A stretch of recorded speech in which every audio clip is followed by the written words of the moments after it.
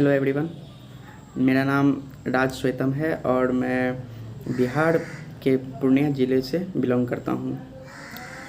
मैं इसी वर्ष 2022 में बीसीईसी का एग्ज़ाम दिया था जिसमें से मेरा रैंक 6 आया है।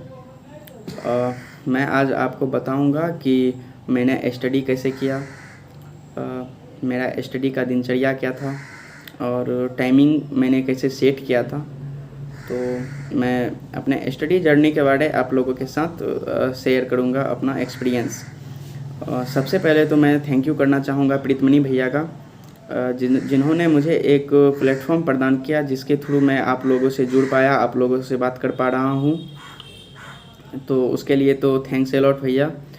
और प्रीतमनी भैया जो बीसीईसी के लिए वीडियो बनाते हैं, तो वो एक हर चीज़ जो एक स्टूडेंट को बीसीईसी में प्रॉब्लम आता है तो वो उस सब प्रॉब्लम को अपने वीडियो में बताते हैं। तो उससे हम लोगों को बहुत हेल्प मिला है, हमको, आप लोगों को, हम सभी को हेल्प मिल रहा है, मिलेगा। तो उसके लिए तो बहुत बहुत धन्यवाद प्रीतमनी भैया का, जो हम लोगों के लिए मेहनत करते हैं और वीडियो बनाते हैं, जो थैंक्स ए लॉट। मैं आपको बताता हूँ कि मैंने स्टडी कैसे किया था और मेरा दिनचर्या कैसे था, टाइमिंग क्या था। तो मैं ज़्यादा प्रीफर क्या, ये तो बेस ही होता है कि एनसीईआरटी बुक ही पढ़ना चाहिए।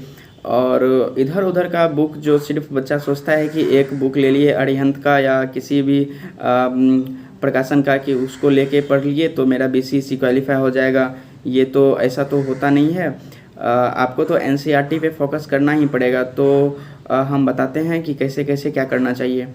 तो आप जो 11th में थे और तो 11th का तो आप नोट बनाए होंगे, 12th का नोट बनाए होंगे, वही जिसे फेयर कहते हैं। या अभी आप 11th में हो या आप 12th में जाने वाले हो या 12th में हो आप अभी करेंटली, तो आप तो नोट बना रहे होंगे। तो वो नोट जो आप अभी बना रहे हो, जो आपके पास अवेलेबल है, तो वो एक गोल्ड टाइप का है। बिकॉज कि वो जो सर पढ़ाए हैं तो वो सर एनसीईआरटी के बेस पे ही आपको बताए थे। तो एनसीईआरटी के जो बेस पे बताए थे तो उसमें तो समझिए आपका 60 to 70% एनसीईआरटी बीसीईसी के लिए हो गया। आप उससे स्टडी यदि कर लेते हैं तो 60 to 70% आपका उसी में मेकअप हो जाएगा। और रहा बात 30-40% का, तो वो मैं बताता हूँ आपको कैसे क्लियर करना है उसको। तो सबसे पहले मैं बता दूं कि आप जो 11th और 12th का जो नोट बनाते हैं या बनाए होंगे, तो आप उस नोट को बार बार रिवीजन करें। रिवीजन करने से क्या होगा कि आप तो एक बार उसे पढ़ चुके हो, तो दोबारा यदि आप उसे पढ़ोगे तो वो ज़्यादा अच्छा है, क्या आप उसे भूल नहीं पाओगे जल्दी। तो जब तक में एग्ज़ाम आपका होगा तब तक आपका वो याद रहेगा, तो फिर आप एग्ज़ाम में ज़्यादा और अच्छे बेहतर परफॉर्मेंस कर पाओगे।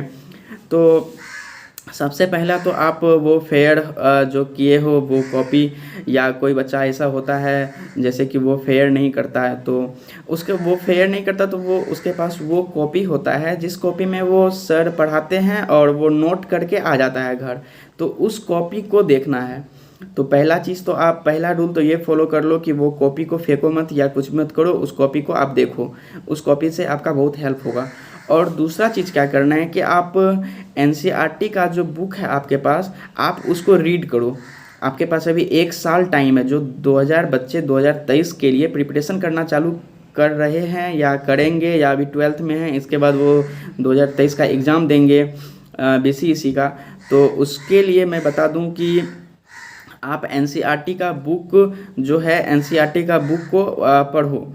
एनसीईआरटी का बुक पढ़ने से क्या होगा कि आप उसे रीड करो। जैसे कि आप पढ़े ये एनसीईआरटी का मतलब आप कुछ लाइन को पढ़े और उसके बाद ना यदि आपको लग रहा है कि वो लाइन इम्पोर्टेंट है तो आप उस लाइन को अंडरलाइन कर दो या उसमें मार्क्स लगा दो, मार्क लेके उसको कवर कर लो कि हाँ ये लाइन इम्पोर्टेंट है। या आप उसको एक नोट कॉपी बना लो जिसमें आप लिख लो कि एनसीईआरटी कॉपी, बस उसमें आप इम्पोर्टेंट लाइन लिखना चालू करो। जिस सब्जेक्ट का है उस सब्जेक्ट का कॉपी बना लो। एग्जाम्पल डेट जैसे मैं आपको बताता हूँ कि जैसे मैं केमिस्ट्री का तैयारी करता था, तो केमिस्ट्री में physical chemistry, organic and inorganic. तो सबसे पहले मैं फिजिकल को देखता था, बिकॉज कि हमको फिजिकल पसंद तो था, मतलब फिजिकल हमको हल्का लगता था, तो इसलिए हम फिजिकल ज़्यादा देख लेते थे। ज़्यादा तो नहीं, मतलब मैं उसको ऐसा देखा था कि मतलब मैं उसको पहले कवर करना चाहता था और मैं कर लिया था। तो मैं बताता हूँ कि आपको क्या करना है। तो सबसे पहले आप फिजिकल केमिस्ट्री जो है उसको पहले कवर कर लो। जैसे कि आप जो 11th-12th में पढ़े हो वो तो आप पढ़े ही हो, वो तो आप अभी आपका मेमोरी में करेंटली है ही। और आप जो एनसीईआरटी का बुक है उससे आप पहले फिजिकल जो केमिस्ट्री है ना, फिजिकल केमिस्ट्री का आप पढ़ लो और उसके बाद एक नोट बनाओ जिसमें लिख दो फिजिकल केमिस्ट्री। आप ओनली ऑन उसमें फिजिकल केमिस्ट्री का नोट बना लो, तो वो आपका फिजिकल केमिस्ट्री हो गया। जैसे आप एनसीईआरटी का बुक पढ़ रहे हो तो आप उस बुक में जो जो आपको इम्पोर्टेंट लग रहा है आप उसको अंडरलाइन करके, वो आप या तो आप बुक में अंडरलाइन करके वहाँ से याद कर सकते हो।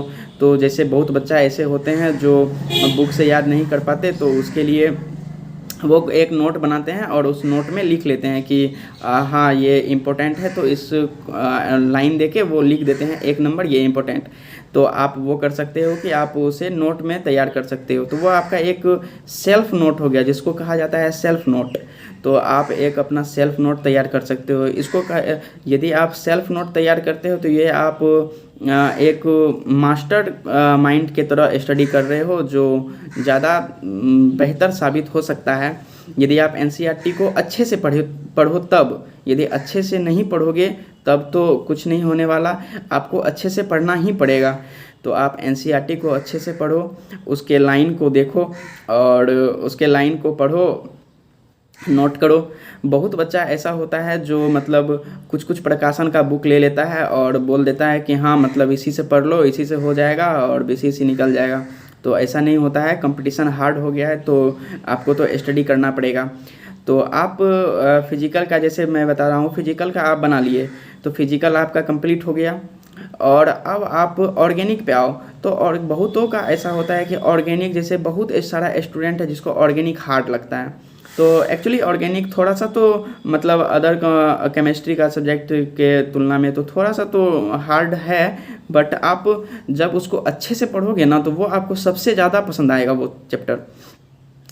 तो आप क्या करो कि जैसे आपका फिजिकल कंप्लीट हो गया, तो फिजिकल आपका कंप्लीट हो गया, उसके साथ और ज़्यादा झोल मत करो, नहीं तो फिर आप ना ही इधर कर पाओगे ना ही उधर कर पाओगे। अदर सब्जेक्ट में देखो, बट केमिस्ट्री यदि देख रहे हो तो पहले एक चीज़ पे, टॉपिक पे क्लियर करो। तो आज यदि आप फिजिकल का जैसे 5 चैप्टर, आई थिंक 5 चैप्टर जो है तो उसको आप पहले देख लो और 5 चैप्टर को क्लियर कर लो। 5 चैप्टर जब आपकी क्लियर हो जाती है तो आपके पास एक सेल्फ नोट हो गया। तो एक टीचर का नोट हो गया, एक सेल्फ नोट हो गया। और जैसे कि आप फिजिकल का यूट्यूब पे भी देख सकते हो, कुछ समझ में नहीं आया, कोई टॉपिक समझ में नहीं आया तो उसको यूट्यूब पे सर्च कर लो, यूट्यूब पे देख लो। तो आपके पास 3 चीज़ हो गया और ये फिजिकल में आपको इतना अच्छा बना देगा कि आप एक क्वेश्चन नहीं छोड़ोगे फिजिकल का। पहला तो आपका फिजिकल ख़त्म। दूसरा में आप क्या करो कि आप ऑर्गेनिक का जो है, तो ऑर्गेनिक का आप जैसे कि आप ऑर्गेनिक को स्टार्ट किए तो टीचर जो हम लोग को पढ़ाए थे 11th और 12th में, तो वो तो आपके पास नोट तो होगा ही, उसको रिमेंबर में मतलब उसको पढ़ते रहो। रिवीजन होना चाहिए, रिवीजन के बिना कुछ नहीं हो सकता है, रिवीजन तो होना ही चाहिए, वो मोस्ट ज़रूरी है रिवीजन। तो आप केमिस्ट्री का जो है ऑर्गेनिक को सेल्फ भी देख लो थोड़ा। तो सेल्फ से क्या होगा कि जब आप सेल्फ से करोगे ना तो वहाँ पे क्वेश्चन जो कुछ मिलेगा तो आप उसको सॉल्व करो। उससे क्या होगा कि आप जैसे कि एनसीईआरटी में ही कुछ क्वेश्चन आ गया तो आप उसको देख लो, एनसीईआरटी का कोई ऑब्जेक्टिव आ गया आप उसको देख लो। तो ये तो आपका हो गया कि आपने केमिस्ट्री को ऑर्गेनिक देख लिया। फिर ऐसे ही और इनऑर्गेनिक को भी देख लो, इनऑर्गेनिक में भी ऐसा ही कर लो। तो ये तीनों का फिर एक अलग अलग कॉपी बना के, सेल्फ का भी कॉपी बना लो, टीचर का भी कॉपी है आपके पास, एक सेल्फ का भी कॉपी है आपके पास, 2 चीज़ हो गया, आप दोनों से रीड कर सकते हो। तो ज़्यादातर सर तो जो पढ़ाए हैं तो वो तो पढ़ाए ही हैं, और जो आप सेल्फ से पढ़ोगे तो उससे है क्या, आपके पास यदि कोई क्वेश्चन आता है तो आपको पता चल जाएगा कि ये किस टॉपिक से है क्वेश्चन और किस जगह से आया है। सेल्फ पढ़ने से ये ज़्यादा बेनिफिट है। तो आपका तो केमिस्ट्री ऐसे क्लियर हो जाएगा। फिर आप आओ बायोलॉजी पे, तो बायोलॉजी में भी जो टीचर हम लोग को 11th-12th में पढ़ाए हैं तो वो नोट तो आपके पास होगा, तो वो नोट को आप देख लो। यदि वो नोट आप देख लेते हो, इसके बाद आप एनसीईआरटी पढ़ो, एनसीईआरटी का क्वेश्चन बनाओ। एनसीईआरटी में जैसे कि आपको कोई चैप्टर मतलब समझ में नहीं आ रहा तो आप यूट्यूब पे सर्च करके उसको देख सकते हो। उस चैप्टर को बहुत सारा वीडियो है, तो आप उस चैप्टर को यूट्यूब पे भी देख सकते हो। और जब आप उसको सेल्फ में, यदि आपके पास अभी 1 साल का समय है तो आप सेल्फ उसको बेहतर कर सकते हो। तो आप एक सेल्फ कॉपी बना लो जिसमें कि आप बायोलॉजी का फिर वो बना लो, और क्वेश्चन सब जो है क्वेश्चन सब देख लो बायोलॉजी का जो एनसीईआरटी में होता है। एनसीईआरटी में भी बहुत सारा ऑब्जेक्टिव होता है, जो आप एक छोटा सा मतलब एक अलग सा कॉपी ले लो जिसमें लिख दो कि एनसीईआरटी क्वेश्चन, उसमें केमिस्ट्री, बायोलॉजी, एग्रीकल्चर सब का ऑब्जेक्टिव क्वेश्चन रख लो। कुछ कुछ क्वेश्चन है जैसे कि 100 इसमें, 100 उसमें, 100 उसमें, तो 200, 300, 400 क्वेश्चन होगा, तो आपको लिखने में ज़्यादा दिन तो लगेगा नहीं, 1 दिन 2 दिन लगेगा, आप उसको क्लियर कर सकते हो 1-2 दिन में। तो मानो ना 5 दिन देख लो, 5 दिन में 1-1 घंटा समय दोगे तो 5 घंटा में वो क्लियर हो जाएगा, 5-6 घंटा में। तो आपका तो वो एक 20 मतलब एनसीईआरटी का आपके पास एक ऑब्जेक्टिव बैंक आ गया समझिए, तो कॉपी में वो आपका क्लियर हो गया बायोलॉजी। एग्रीकल्चर में क्या करो आप, यदि आप सक्षम हो, टाइम आपको ज़्यादा मिल रहा है तो आप एग्रीकल्चर का नोट बनाओ। यदि नहीं आता, टाइम नहीं मिल रहा है तो एग्रीकल्चर के बुक में उसको अंडरलाइन करो। कि जैसे कि मैं एग्जांपल देता हूँ कि इतिहास के बारे, जैसे कि एग्रीकल्चर का हिस्ट्री, तो जब आप 11th का पहला चैप्टर देखोगे ना तो वहाँ पे इतिहास है एग्रीकल्चर का, जिसमें कि दिया हुआ है कि मक्का का कितने ईस्वी में हुआ, मक्का कितने ईस्वी में, या गेहूँ कितने ईस्वी में, तो आलू कितने ईस्वी में इसका हुआ है, पता कब चला। तो ये कुत्ता पालन, भेड़ पालन ये कब हुआ था, कब स्टार्ट हुआ था इसका, तो ये सब आप देख लो। फिर आपको जलवायु के बारे आएगा, मिट्टी के बारे आएगा, और एरिया के बारे आएगा कि किशनगंज कौन सा जोन में आता है, जोन 2, जोन 1, जोन 3, जोन 4। तो 3 का A, 3 का B ऐसा है, तो आप वो देख सकते हो। और इसके बाद आप जब एग्रीकल्चर का बुक पढ़ोगे ना तो वहाँ पे नोट, जब आप लाइन बाय लाइन नोट करोगे तो आपको ये सारा चीज़ मिल जाएगा। सारा चीज़ इधर उधर कहीं बौखने का ज़रूरी नहीं पड़ेगा आपको, सारा चीज़ आपको बुक में मिल जाएगा। आप वहाँ से एक सेल्फ नोट तैयार कर सकते हो या वहीं से आप याद कर सकते हो, वो आप पे डिपेंडेड है पूरा। तो आपको जिस प्रकार से अच्छा लगे आप वहाँ से उस नोट को कर सकते हो। यदि आप सक्षम हो बनाने का नोट तो आप नोट बना लो, यदि आप सक्षम नहीं हो तो आप उसी बुक में अंडरलाइन कर लो। और ये सिर्फ एग्रीकल्चर का मैं बोल रहा हूँ, बायोलॉजी और केमिस्ट्री तो आपको एक पर्सनली नोट बना ही लो, वो ज़्यादा बेटर रहेगा। एग्रीकल्चर थोड़ा सा नॉर्मल टाइप का होता है तो वो आप वहाँ से भी याद कर सकते हो, बिकॉज इसमें ज़्यादा इंटरेस्ट आता है। तो मैं भी एग्रीकल्चर में था, तो मेरा भी एग्रीकल्चर केमिस्ट्री बायोलॉजी था, तो मैं तो ऐसे ही किया था। तो ज़्यादा इंटरेस्ट आ जाता है, बिकॉज कि एग्रीकल्चर में थोड़ा जानने को मिल जाता है कि अब आप ये बताओ आलू का कब हुआ था तो इसका खोज, तो आप इसमें इंटरेस्ट लेने लगो कि मक्का कितने ईस्वी से ईस्वी पहले मिला था, तो इसमें आपको ज़्यादा इंटरेस्ट आएगा। तो जैसे कि आप लाइन बाय लाइन करके यदि पढ़ोगे तो आपका एक भी क्वेश्चन नहीं छूटेगा। तो पूरा बुक को लाइन बाय लाइन पढ़ना है, हॉर्टिकल्चर एग्रीकल्चर दोनों। तो जब आप लाइन बाय लाइन करोगे तो आपका एग्रीकल्चर में ज़्यादा बेहतर परफॉर्मेंस हो पाएगा और एक भी क्वेश्चन नहीं छूटेगा। जैसे कि मैं एक एग्जांपल देता हूँ कि इस बार बीसीईसी में एक क्वेश्चन आया था कि झाड़ी का कितना लंबाई होता है। तो ये क्वेश्चन जब मैं इसको देखा ना तो मैं एयरलाइज किया कि जो बच्चा मतलब लाइन बाय लाइन पढ़ेगा तो वो ज़्यादा बेहतर कर पाएगा। बिकॉज कि आप एक सोचो ना कि एक झाड़ी का क्या लंबाई है, ये क्वेश्चन कितना मिस्करी है और छोटा सा क्वेश्चन इसको उठा के दे दिया कि कितना लंबाई होता है। तो आपको उसके अकॉर्डिंग तैयारी करना पड़ेगा।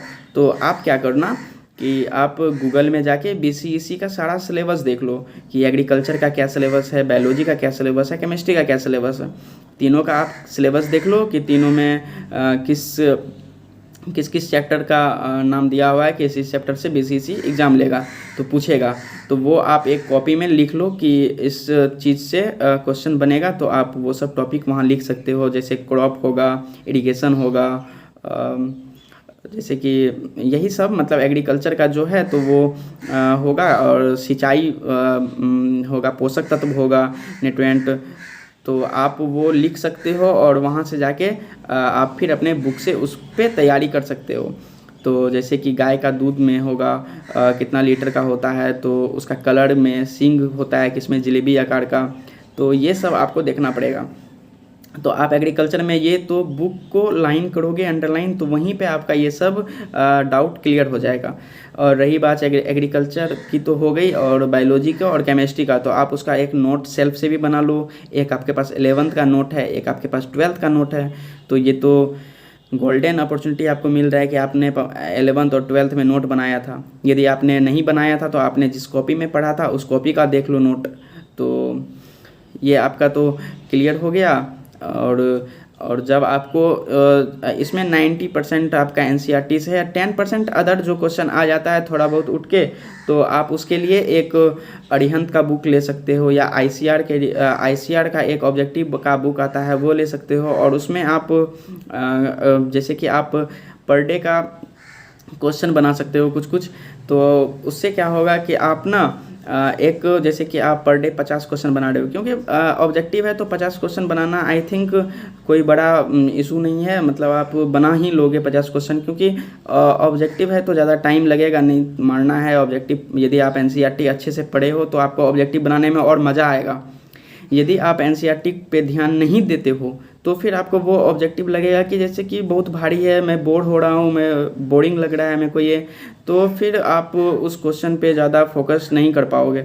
तो आप एनसीईआरटी को देख लो, आप इसके बाद अरिहंत का एक बुक ले लो ताकि आप क्वेश्चन प्रैक्टिस कर सको, क्वेश्चन देख सको। इसके बाद आप क्या करना, जब आपका सारा चीज़ कंप्लीट होने लगेगा, तो आप जब देख रहे हो कि हाँ मैं इस चैप्टर को क्लियर कर रहा हूँ, मेरा ये सब चैप्टर क्लियर हो रहा है, तो आप ना बीसीईसी का प्रीवियस ईयर का क्वेश्चन गूगल से निकाल लो।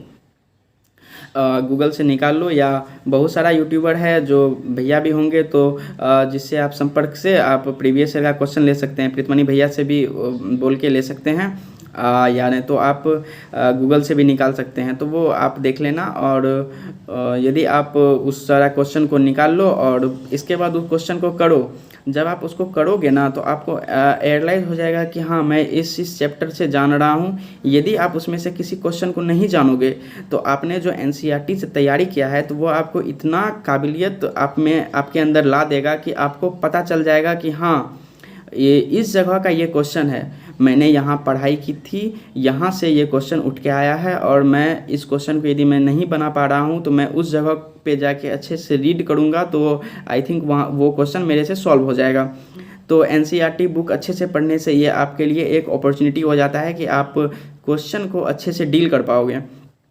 तो आप एनसीईआरटी पे फोकस करो, एक अरिहंत का बुक ले सकते हो या प्रैक्टिस का कोई भी बुक ले सकते हो, जहाँ से आप या तो आप क्वेश्चन भी बहुत सारा जगह है, यूट्यूब में भी है जहाँ से आप क्वेश्चन निकाल सकते हो। तो आप ऐसा कर सकते हो, तो आप एक बुक ले लो, या ऐसे कर सकते हो, मतलब आप यूट्यूब से भी निकाल सकते हो। तो यही था एक छोटा सा ट्रिक। तो थैंक यू, एंड सब्सक्राइब कीजिए प्रीतमणि भैया का चैनल उड़ान विद प्रीतमणि को। और बहुत बहुत धन्यवाद जो भैया इस प्लेटफॉर्म पे हमको आमंत्रित किए। Thank you. और जो 2023 में एग्ज़ाम देने वाले हैं उसके लिए बेस्ट ऑफ लक। चलिए, थैंक यू।